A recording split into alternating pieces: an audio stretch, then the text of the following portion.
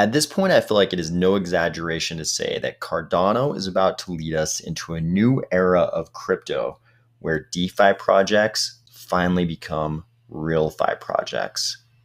Ready? Let's go. When I say RealFi, I mean that they're really not illegal, as opposed to the current situation where they're sort of maybe possibly not totally illegal. But as always in the Cardano ecosystem, we've got some very promising good news items we've got to cover before we get to an actual definition of RealFi. Yoroi has released a new version 4.6. This is important because it contains improvements that will be necessary for the upcoming dApp connector release. You can think of this as being akin to the MetaMask in Ethereum. Super important for actual real consumers to interact with smart contracts, which will become available with Alonzo. More on that later. Update on the BlockFi situation. They now have 5 different state regulators after them: Kentucky, Alabama, New Jersey, Texas, and Vermont. You'll remember when we talked about the first state regulator interaction with New Jersey. This is probably relevant for anyone building a lending solution on Cardano. Maybe whether it's centralized like BlockFi or decentralized, we don't know at this point. The amendment to the infrastructure bill from Senators Wyden, Lummis, and Toomey has been introduced. However, I'd be lying if I said I wasn't a little worried about Part C of this amendment. So it does exactly what we think it does. It says, hey, this is all about brokers engaging in tax compliance by reporting certain data to the IRS about who's doing transactions with those brokers. And the amendment basically says, hey, let's not count block validators in this definition of brokers. Let's not count anybody who is selling hardware or software for the sole function of controlling private keys. That all sounds great, right? That's pretty easy. Like, we don't want Ledger to have to report data to the IRS or miners or stake pool operators because they don't have the data. Part C is the part that I think will be a problem. It's not really a problem. For anybody who is familiar with crypto, this is not really a problem. But when we're thinking about senators who may or may not be very crypto savvy, I could see this seeming like it's less palatable to some of those senators. So Part C says we're also not going to include in this definition of brokers who have to send data to the IRS anyone who is developing digital assets or their corresponding protocols for use by other persons who are not customers. So the reason why I think this might be less palatable to some senators is because they're going to read this and say, okay, block validators, we don't want to include them. If you're selling hardware or software for controlling private keys, don't want to include those people. But someone who's developing digital assets or protocols, I don't think senators will really understand what blockchain protocols are. And they're going to see this phrase, digital assets, and they're going to know that that's the phrase that's being thrown around in all the discussions about which crypto assets are securities, which ones aren't, which ones are commodities. I think this is going to be a little bit of a red flag term when we say, hey, if you're developing a digital asset, you're not in there either, because they're going to know that a lot of the digital assets that are kind of floating around in the DeFi space are part of the problem. And they'll have heard a lot of rhetoric about how we need to control the unregistered sale of digital assets that are securities. So while I love that this amendment has been introduced, I'm a little bit worried that this Part C will be less than palatable to non-crypto savvy senators. All of a sudden, the crypto space know that this is probably right. We don't want digital asset developers to have to, or people creating protocols. Like, we don't want IOHK or the Cardano Foundation to have to report to the IRS for a lot of reasons, but the most practical of which is that they simply don't have the data. I'm not sure that non-crypto savvy senators are going to understand that. I think they're just going to see digital assets and protocols, and they're going to know that some of those assets out there are securities, and they're going to be like, oh, we don't want to let those guys off the hook. those might be securities. We want them to report to the IRS also. I don't think they're going to understand. I don't think the case is going to be as clear to them that someone like IOHK or the Cardano Foundation does not have the data that would need to be reported for tax compliance purposes. We also got a fantastic and encouraging update from Charles. He let us know that next week they are probably going to bring in the exchange partners. It will be the light purple Alonzo testnet. And this is important because they need to get the exchange partners on the Alonzo testnet in order to really more accurately gauge when they can actually execute on the Alonzo hard fork combinator event that will bring us smart contracts on mainnet. Obviously, the exchange partners need to be done with their integrations. If they're not, and the hard fork combinator event happens, then obviously Cardano users, ADA users on those exchanges would experience outages where they wouldn't be able to complete transactions if those exchanges aren't quite ready to interact with this new Alonzo mainnet. So the exchange partners are going to be on there. It sounds like Charles is saying probably next week. That'll be the beginning of the light purple Alonzo testnet. That will enable them at mid-month of this month to give us 2 dates for the Alonzo hard fork combinator event, a primary date and a fallback date. So they're being smart. They're building in some redundancy here. They're saying, hey, we're going to give you a primary date when we think we're going to be able to do it.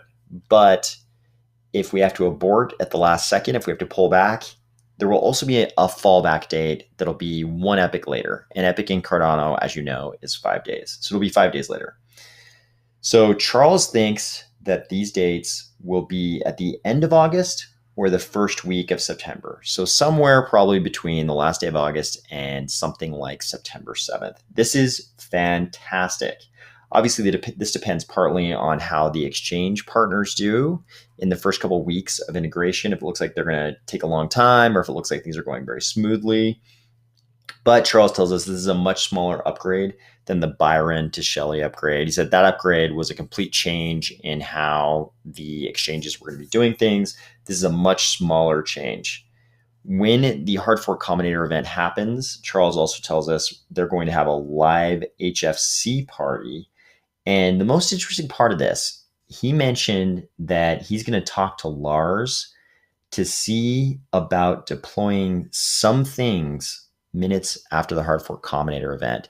This tells me he's already got some things in mind. He's got some smart contracts, maybe some fully developed dApps that either Lars has developed. We'll remember we saw Lars in a Cardano 360 talk about how he had already created a full Uniswap clone in Plutus.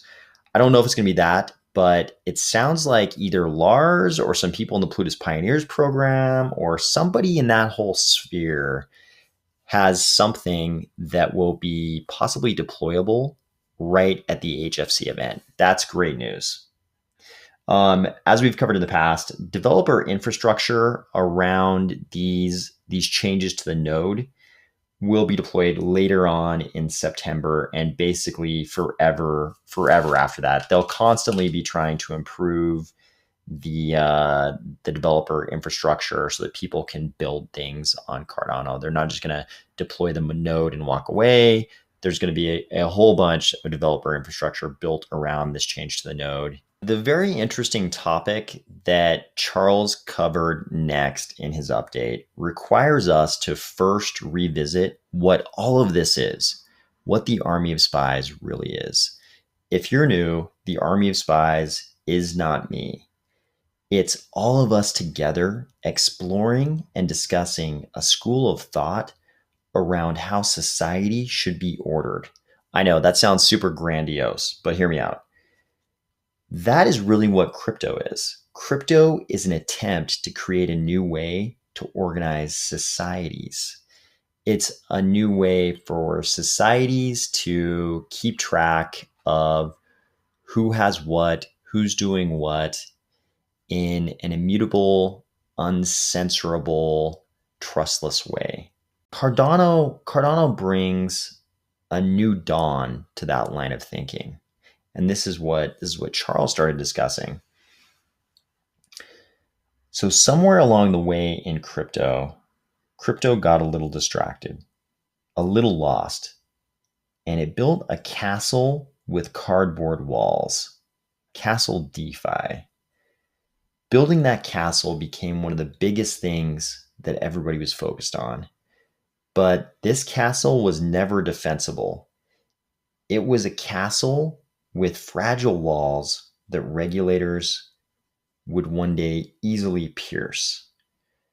Cardano is a brand new dawn in that thinking and that endeavor.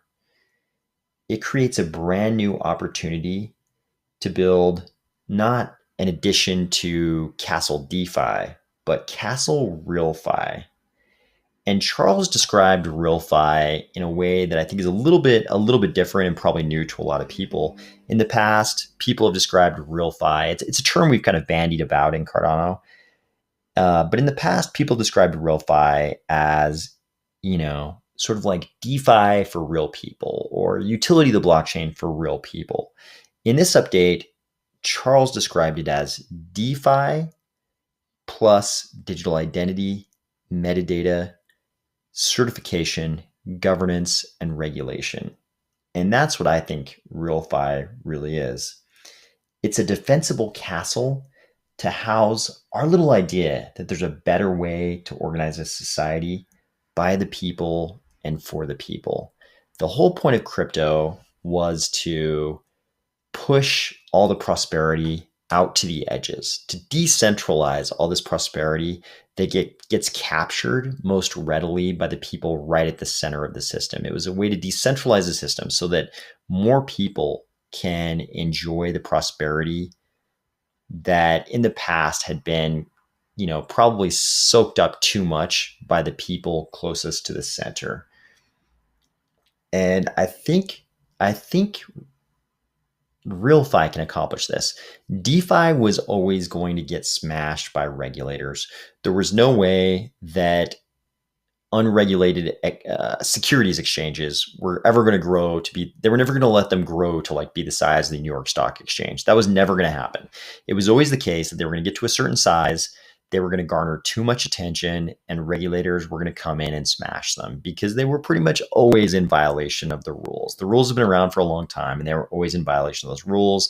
And there was no mechanism to overcome that because those exchanges and lending platforms and synthetics platforms and all these things we do in DeFi, none of them really incorporated the ability to comply with things like anti-money laundering rules and, to figure out if someone was an accredited investor. Things like that were never incorporated into any of these platforms, really. It's not realistic to think that there's a future where you get to anonymously transact in securities in North America.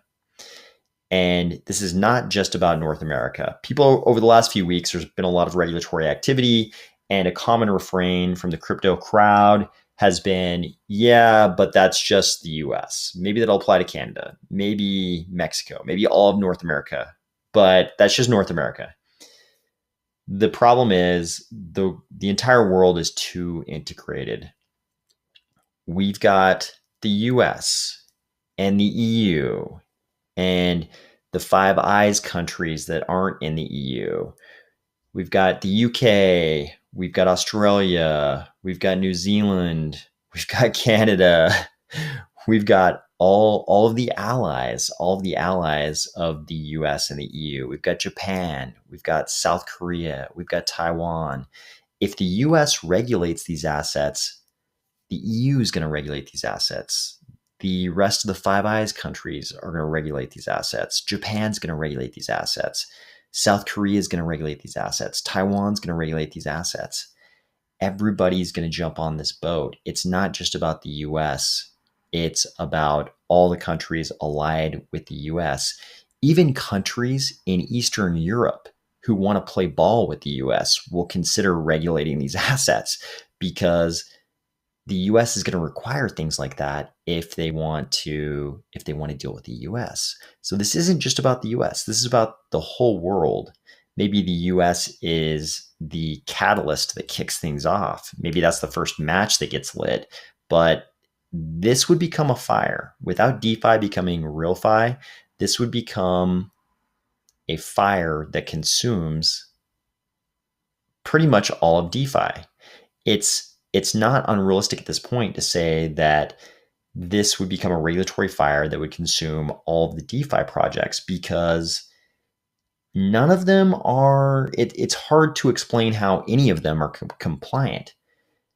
The only way they survive is by adding digital identity, by adding metadata, by adding certain types of certifications, by adding governance. So they can go from sort of like pretend decentralized to actually decentralized, where there's actual governance in place, and all of the participants in the project, even the consumers, have a voice. They're actually guiding what happens with the project.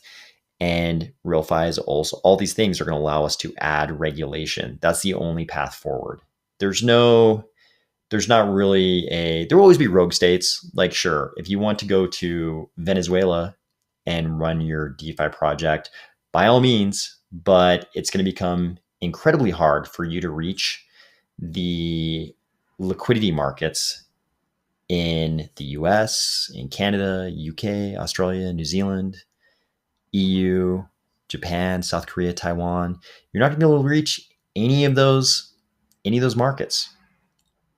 And a lot of other markets are going to fall in line. Markets who want to do business with the US, if they want to use the US banking networks, and believe me, they do, they're going to have to go along with this. They're going to have to comply. I think Cardano is going to lead the way into this new era. It's going to be like a whole new dawn for crypto, where we're no longer hiding in the shadows with anonymous developers trying to deploy these platforms and then claim they have nothing to do with them, even though they have some special developer keys they can jump back in to solve a problem. I think this is going to be a new era for crypto, where crypto no longer has to live in the shadows, where we're actually regulated, where we actually have a seat at the table, because we're not these rogue entities out deploying things that the SEC and the CFTC say are not actually legal. I think this is how crypto comes in for the cold. And I think Cardano is going to lead the way. Cardano, I think, has a gigantic lead on a lot of these things: digital identity, metadata, governance. I couldn't possibly come up with an explanation or an argument that some other blockchain is on level footing with Cardano. Because I think Cardano, and I think the reason is Cardano was able to predict, they kind of knew this regulation was happening. And again, we have the crazy billionaire phenomenon. Charles Hoskinson is a crazy billionaire, and he was willing to risk a lot of resources to win in the end. He was planning long term, playing a very long game where he was going to win. And part of that strategy was understanding that governance was going to happen, and this castle with cardboard walls was going to get wrecked. It was going to get crushed by regulators. But I think Cardano is here to usher in a new era where we build something with much stronger walls, built on much stronger foundations, that won't be vulnerable to this kind of regulation, because it actually contains tools to comply with those regulations. It won't be an outlaw phenomenon anymore. It'll actually be able to come in from the cold. Talk to you tomorrow.